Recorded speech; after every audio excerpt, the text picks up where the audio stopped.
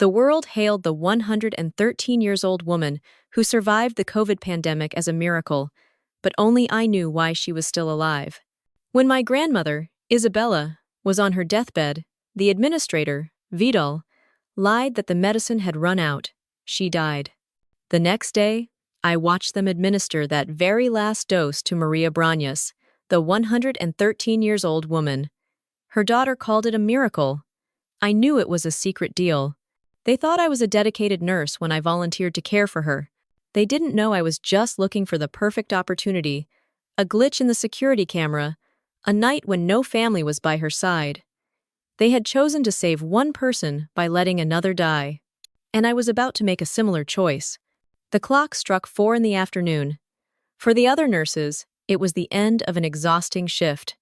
For me, it was just time to change into a cleaner uniform.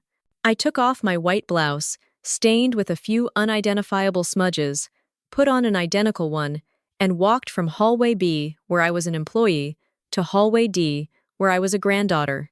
My grandmother Isabella's room was always quiet. So quiet, I could clearly hear the steady drip of the IV machine and the soft hiss of the oxygen monitor. She lay there, small in the vast hospital bed. I began my familiar routine, checking the 4 bag, smoothing the wrinkles in her blanket, then looking up at the vital signs monitor. Those numbers were my enemy. Heart rate 85, blood pressure 90/60, oxygen saturation 92%. They weren't falling, but they weren't rising either. They just stayed there, day after day, like a mockery of all my efforts. The lung infection had resisted every drug we had. Her skin was so thin I could see the faint blue veins beneath, and each of her breaths was shallow and labored. We were losing this battle. Our only hope, a fragile glimmer, lay in an experimental drug that Dr. Ramos had fought for months to get approved. Just as I was about to change the IV bag, the door creaked open. Dr. Ramos stepped in. He looked as tired as ever, but today there was a strange urgency in his dark-circled eyes. "Is something wrong, doctor?" I asked, my heart beginning to beat a little faster. "Anna, the drug was approved," he said directly. Without any preamble, my whole body froze. The IV bag nearly slipped from my hand. It's here?" "It arrives tomorrow morning," he confirmed, but then he took a deep breath. "But there's a problem. A big one. The entire city could only secure a single dose. One dose." The hope that had just surged through me was instantly extinguished by a cold panic. A single dose for a hospital full of people waiting to die. Could my grandmother possibly be the lucky one? I looked at him, not daring to ask, afraid the answer would break me. Dr. Ramos seemed to understand my fear. He walked over, opened her medical file, and turned it towards me. He pointed to the first line on the priority list, carefully circled in red ink. "Isabella Garcia." "Don't worry," he said, his voice firm. "Your grandmother is at the top of the list. According to every protocol, that dose is hers. There's no debate." I let out a breath I didn't realize I had been holding. It felt as if a tight cord that had been constricting my chest for weeks had finally loosened. "Doctor." Ramos gave me one last nod and left, leaving me alone in a room no longer filled with despair. I pulled a plastic chair close to her bed and took her frail hand in mine. Its warmth was faint, but it was there. "Grandma, can you hear me?"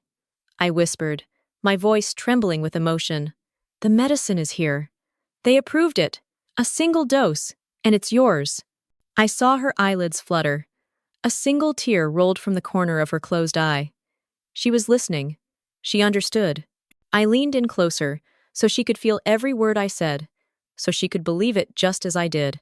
"You're going to make it," I said, pouring all my hope, all my faith into that sentence. "I promise." That sense of relief lasted for exactly 15 minutes. I was at the nurse's station, recording my grandmother's vitals in her chart, when a sharp, authoritative voice cut through the quiet hallway. "I don't care about your protocols, Mr. Vidal. I want what's best for my mother." I looked up. Standing before Mr. Vidal, the nursing home administrator, was a woman I had never seen before. She wore a beige cashmere coat and expensive high heels, utterly out of place in the hospital setting. Mr. Vidal's back was slightly hunched, and he nodded repeatedly like a puppet while the woman spoke. "Ma'am Rosa, we are doing our best," Mr. Vidal said, his tone fawning. "Your mother, Mrs. Maria Brañas, is being monitored very closely." Rosa. Maria Brañas. I knew that name. She was the 113-year-old woman at the end of the hall. A living legend, but her condition was also critical. Rosa scoffed, a smile devoid of any warmth. "Your best? You call leaving my mother in a standard room your best? My mother is not just any patient, she is a treasure." She took a step forward, and Mr. Vidal instinctively took a step back. "Listen closely, Mr. Vidal," Rosa said, her voice a hiss through clenched teeth. "I will not let my mother die because of your incompetence. I will do whatever it takes for her to live. You understand what whatever it takes means, don't you?" She paused, letting the threat hang in the air. "And I will pay any price." I stood there, pen still in hand, and felt a chill run down my spine. I didn't know what they were specifically talking about, but I knew the tone of someone accustomed to using power to get their way. And I knew the look of a man like Vidal when he was about to break a rule. In my mind, two thoughts collided: a single dose of medicine and a woman willing to do whatever it takes. The relief I had felt moments ago was gone. In its place was a distinct unease, a cold feeling that the promise I had just made to my grandmother was perhaps no longer certain. The next morning, I arrived at the facility very early. The unease from the day before lingered, but I tried to push it away. I told myself that protocol was protocol, and no one could change that. At 10 o'clock sharp, a staff member from the pharmacy pushed a small cart to the nurse's station. On it was a sealed, refrigerated box. Inside was the dose. My grandmother's hope. I signed for it, feeling my hand tremble slightly. I prepared everything: the syringe, alcohol swabs, the IV line. I wanted everything to be perfect. Then Vidal called me. His voice over the phone was cold and decisive. "In my office now, Anna. We need to talk." I walked into his office, my heart pounding. He didn't invite me to sit, just stood with his arms crossed behind his desk. "That dose," he began, without any preamble. "We've given it to Mrs. Maria Brañas." I stood frozen. It took a few seconds for his words to register. "That's impossible," I said, my voice louder than I intended. My grandmother was first on the list. Dr. Ramos confirmed it. "Mrs. Brañas's condition took a sudden turn for the worse last night," Vidal said, his voice as flat and mechanical as a machine. "It was an emergency. We had to prioritize." "An emergency?" I nearly shouted. "My grandmother has been dying for weeks. Is that not an emergency? Protocol is protocol. You can't just change it." Vidal looked at me, a blank, emotionless stare. "I've made my decision, Nurse Anna. You may go now." I stood there, helpless. I knew I had lost. I turned and walked out of his office without another word. That night, I sat by her bed. There was no more hope, no more promises. I just held her hand, feeling it grow colder, while I listened to her breathing grow weaker. The hiss of the machines filled the silence, until it became a flat line and a long, unending beep. My promise was broken. The next morning, the nursing home was no longer quiet.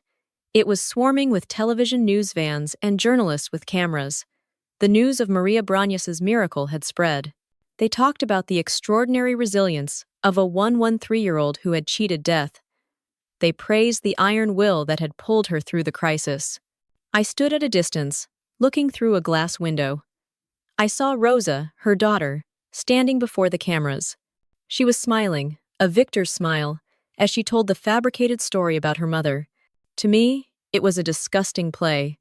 Every word she spoke, every smile she gave, was an insult to my grandmother's death. My grief was no longer an empty feeling. It had solidified, turning into something hard and cold. It now had a specific shape. It had a name. Maria Brañas.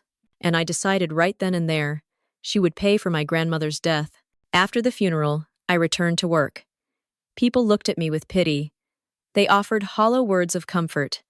I just nodded and smiled. My grief was not for them. It was my own, a cold energy that was quietly reshaping who I was. I sought out Vidal. "Sir," I said, My voice so calm it surprised even me. "I have a request. I would like to be transferred to the special care team for Mrs. Maria Brañas." Vidal looked at me, a little surprised. "Why?" "Her story. It's truly inspiring." I lied smoothly. "After what happened to my grandmother, I want to contribute to caring for someone with such an extraordinary will to live. It's my way of overcoming my own pain." Vidal seemed convinced by the lie. Perhaps he wanted to believe he had done the right thing. He nodded in agreement. And so it began. My cover was that of a devoted nurse, an admirer of Maria. I changed her diapers, spoon-fed her, read books to her, but when no one was looking, I was a predator. My eyes didn't see a patient, they saw a target. I memorized everything. 10 p.m. was when she took her sleeping pills. The security camera at the end of the hall had a 30-second blind spot as it panned. Rosa, her daughter, always left at 9 and never returned until the next morning. The night nurse usually made rounds to other rooms between 2 and 3 in the morning. My nursing knowledge was no longer for saving lives. It was for calculating the perfect way to take one. I began to secretly hoard diazepam, a powerful sedative. I took a small amount each day from the medicine stock, an amount so minuscule no one would notice.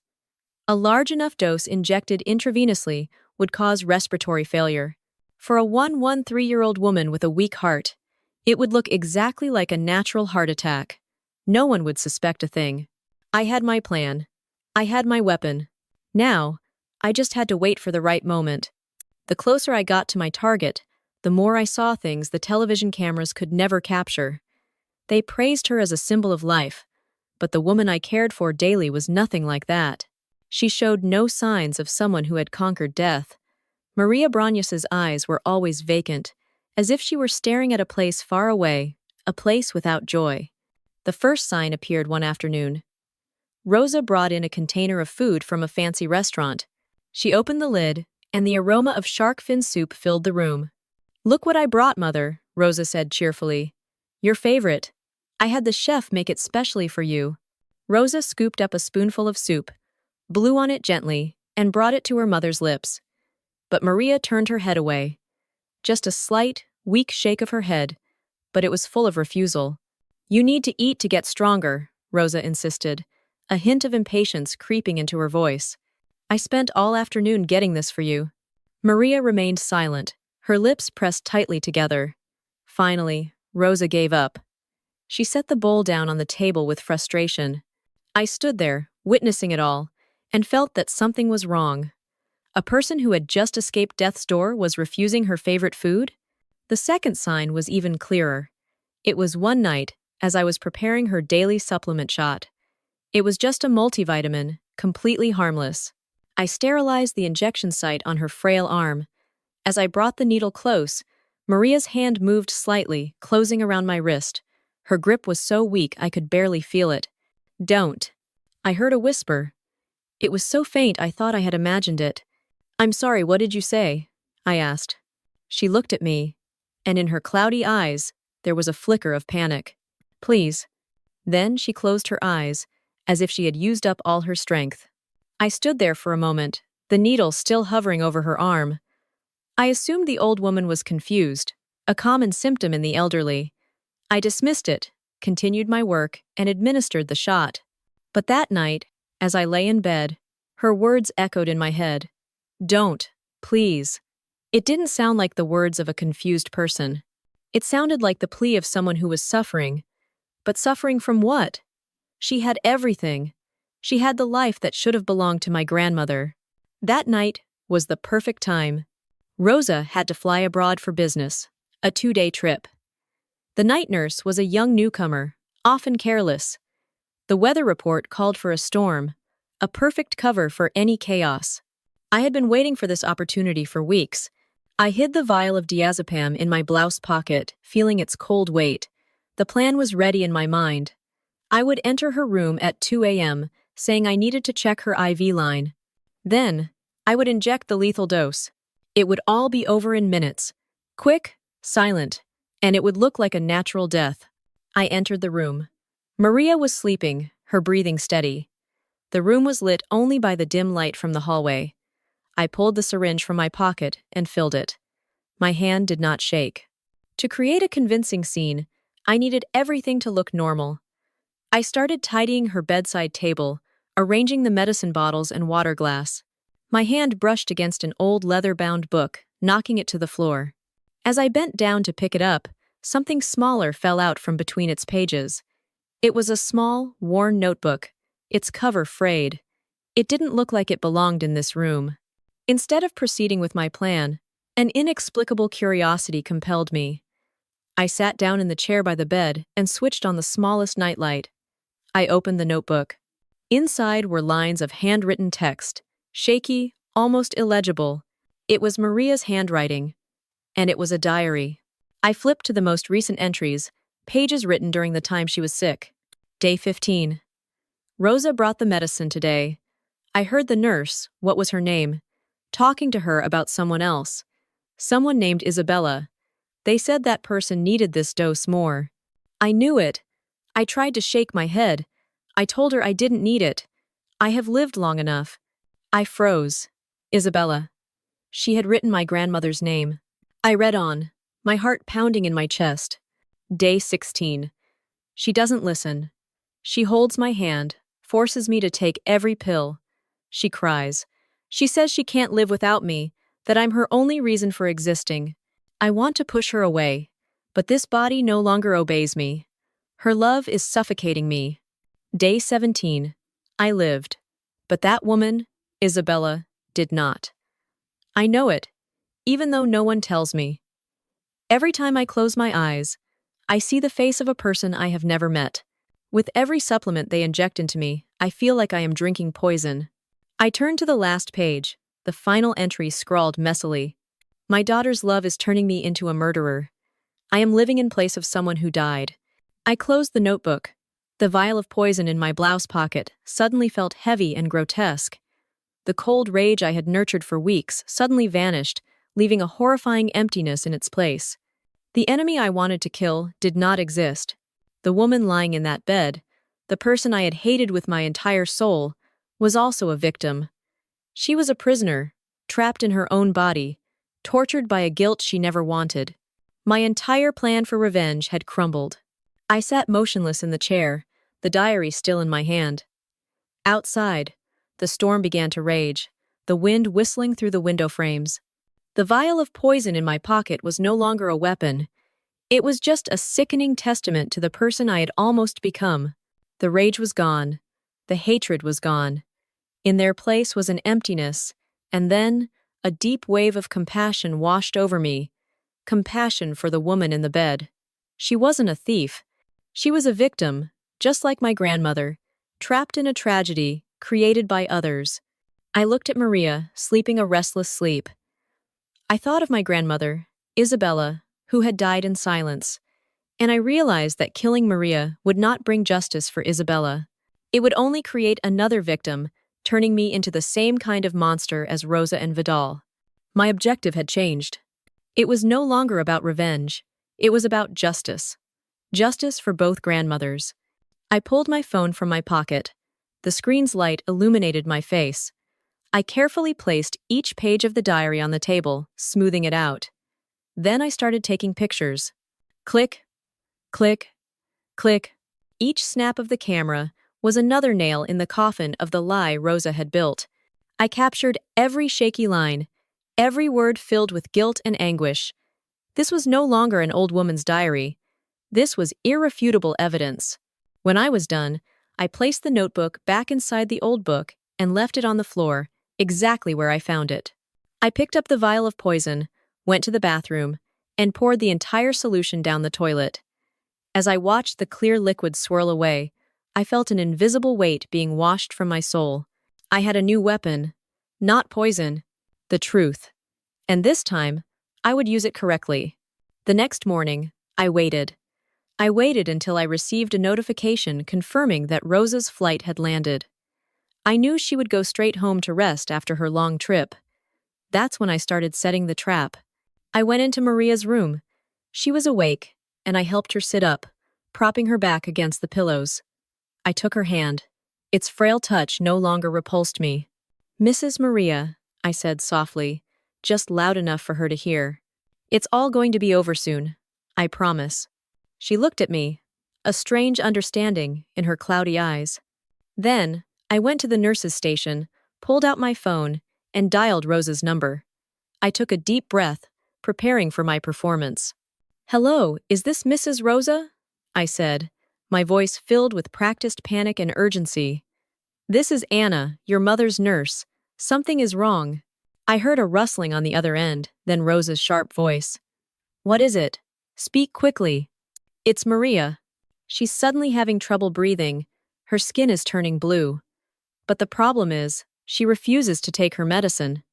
She keeps pushing my hand away and shaking her head. I don't know what to do. Can you come right away?" I heard a muffled curse, then the sound of things being knocked over. "I'm on my way. Don't let anyone in the room. Don't touch anything. I'm on my way." She hung up. I knew I had about 30 minutes. Rosa, in a panic over losing control, wouldn't think to call Vidal or anyone else. She would come here to handle it herself. Immediately after the call, I opened a secure messaging app. I sent all the photos of the diary to a number I had researched beforehand, the number for Police Inspector David Chen, a man known for being tough and uncompromising. I included a short message. "Inspector Chen, I am a nurse at the Olot Nursing Home. This is evidence of a negligent homicide related to the deceased patient Isabella Garcia last month. The perpetrator, Rosa Brañas, is on her way to room 301. Please come immediately. There is an active situation." I hit send. The trap was set. Now, I just had to wait for the animals to walk into it. Less than 20 minutes later, the door burst open. Rosa stormed in, her face flushed with haste and anger. She didn't even glance at me, striding directly to the bed where Maria was sitting. In her hand was a pill and a glass of water she had just grabbed from the counter. "Mother!" she snapped. "What is wrong with you now? Take your medicine." She brought the pill to Maria's lips, intending to force her to take it as always. But this time, an arm blocked her. It was mine. "She won't be taking anything," I said, my voice calm but firm. Rosa spun around, her eyes narrowing with fury. "Who the hell do you think you are to stop me? Get out of my way." I didn't move. Instead, I pulled the small diary from my blouse pocket. I opened it to the page I had marked. "I think you should hear this first," I said, and began to read aloud, my voice clear and steady. Today, Rosa brought the medicine. I heard the nurse, talking to her about someone else, someone named Isabella. They said that person needed this dose more. I tried to shake my head. I told her I didn't need it. The color drained from Rosa's face. Anger morphed into panic. "Where did you get that? Give it to me." She lunged at me, trying to snatch the notebook. I took a step back, my hand still gripping the diary. "Are you afraid to hear the truth, Mrs. Rosa? The truth that your mother never wanted that medicine?" I continued reading, my voice louder. "My daughter's love is turning me into a murderer. I am living in place of someone who died." "Shut up!" Rosa screamed, her composure completely shattered. She grabbed for me, and we struggled over the notebook. Just then, something completely unexpected happened. Maria, who had been silent and passive for so long, suddenly acted. With the last of her strength, she leaned forward from the bed. Her frail hand didn't reach for Rosa, but instead grasped my arm, the one holding the diary. She held on tight, a protective gesture. Rosa froze. She stared at her mother, then at her mother's hand shielding her enemy. Maria looked directly into her daughter's eyes. There was no more fear in them, only pain and a silent judgment. It was the first time she had truly fought back against her daughter's toxic love. Slam! The door was thrown open again, but this time it wasn't Rosa. 2 uniformed police officers stood there, followed by Inspector Chen. "Rosa Brañas?" Inspector Chen said, his voice cold. "You're under arrest for questioning." Rosa looked from her mother, to me, then to the police officers. The performance was over. She slumped, all the fight gone out of her. What followed was a whirlwind. Rosa was handcuffed and taken away immediately. From the diary and my testimony, the police quickly tracked down Vidal. He was arrested in his office while trying to destroy records. The story of the miracle of Maria Brañas collapsed overnight. In its place, it became the Olot nursing home scandal. The same news channels that had once praised her now scrambled to expose the truth. They discovered that Rosa had paid Vidal a large sum of money for the dose. The investigation widened, uncovering numerous other cases where Vidal had given priority to wealthy patients, leaving the less fortunate to die. The legend of a woman with extraordinary resilience was over. It was replaced by a stark tale of power, money, and systemic corruption. A few weeks later, I stood before my grandmother Isabella's grave. The simple, dignified headstone was engraved with her name. I placed a bouquet of white chrysanthemums on it, her favorite. A gentle breeze blew, carrying the scent of grass. I had thought that when this day came, I would feel a sense of triumph. I had imagined a sweet victory, the feeling of a successful avenger. But I felt nothing of the sort. There was no satisfaction, no joy, only a profound stillness. I hadn't avenged her. Vengeance would have been injecting that poison into Maria. But I hadn't done that. Instead, I had chosen a different path. And standing here, before the grave of the person I loved most, I realized I didn't have the gratification of a revenger, but I had gained something far more precious. Peace. The peace of having done the right thing. The peace of choosing justice over another crime. The peace that comes from letting the truth speak for itself. I stood there for a long time, thinking of nothing, just letting that stillness envelop me. After everything settled down, I considered quitting my job, leaving this place filled with so many painful memories. But then I realized this wasn't just the place where my grandmother died. It was also the place where I had found myself again, after nearly getting lost in hatred. So, I stayed. A month after the arrests, I was assigned a regular shift. I walked past hallway D and, out of habit, glanced into room 301. The room no longer felt suffocating and oppressive. The window was wide open, letting in the morning Sunday. Maria Brañas was sitting in an armchair, no longer lying motionless in bed. She was looking out at the garden. I hesitated for a moment, then decided to step inside. She heard my footsteps and turned. I had prepared myself to see a face of guilt, of suffering. But no, the torment was gone from her expression. In its place was a serenity, a quiet acceptance. She looked at me, a long look, with no fear, no pleading. Then she gave a slight nod. Just a small nod, but it contained everything. It was a thank you. It was an apology. It was an acknowledgement of all we had been through together. I smiled back. A genuine smile, for the first time in a very long time. No words were needed between us. We were two strangers, bound together by a tragedy. One who had almost become a murderer, the other who had been made the symbol of a crime. But now, standing in this room, we were simply two survivors. Two people who had escaped a tragedy born from blind love. And in that silence, we found our final understanding.